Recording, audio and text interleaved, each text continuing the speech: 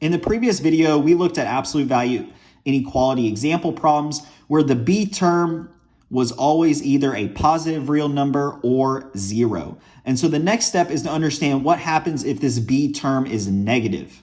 So we'll look at two different examples and understand how this inequality relates to the negative number and what our solution sets will be. So for the first example problem, we have our absolute value term, which will be less than or equal to a negative number.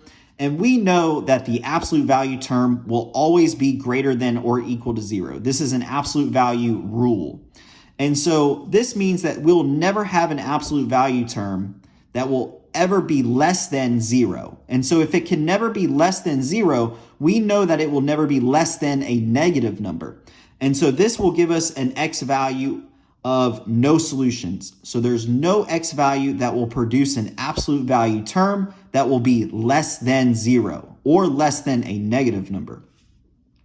The next solution set, or the next example problem, is when our absolute value term is greater than or equal to a negative value or greater than a negative value.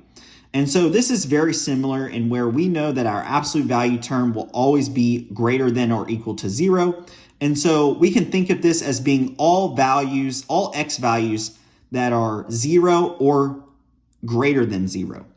And so we know that that will provide us a solution set of all real numbers, or all x values will produce a absolute value term that will be greater than 0 or greater than these negative values here.